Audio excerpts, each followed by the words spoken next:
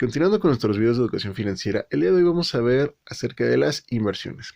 El diccionario me define desde el punto de vista económico una inversión como acción de invertir una cantidad de dinero, tiempo o esfuerzo en una cosa.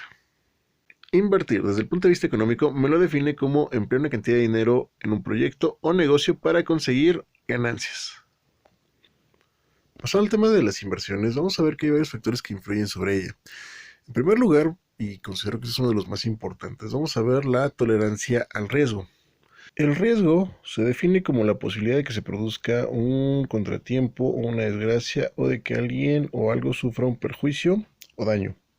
La tolerancia al riesgo se refiere a qué tanto yo puedo soportar tener mi capital con cierto nivel de riesgo. Y aquí puede haber tres posibilidades. En primer lugar, que yo no quisiera correr riesgos o que la cantidad de riesgos fuese limitada, pues obviamente mi aversión al riesgo es mayor. Por ende, pues yo siempre querría invertir en instrumentos de bajo riesgo. Eso me daría un perfil de inversionista conservador.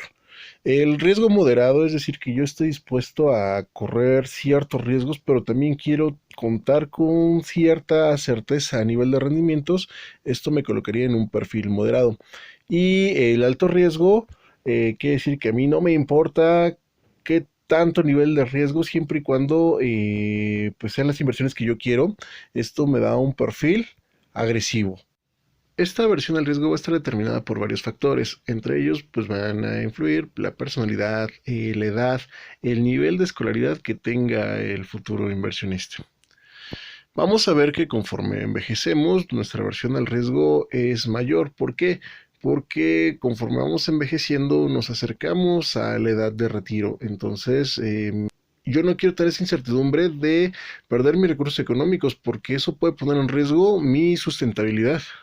Otro factor a tomar en cuenta es el origen de los ingresos, si mi origen es constante o variable, puesto que eso me va a ayudar a planear una estrategia de inversión. Pasando con los instrumentos de inversión, vamos a ver que tenemos diferentes opciones para poder invertir. Hay muchos mitos alrededor de las inversiones y uno de ellos es de que se requiere una gran cantidad de capital para poder invertir. Nada más alejado de la realidad. En próximas entregas les enseñaré a utilizar algunos instrumentos de inversión donde el capital a invertir es desde 100 pesos, que son aproximadamente $5.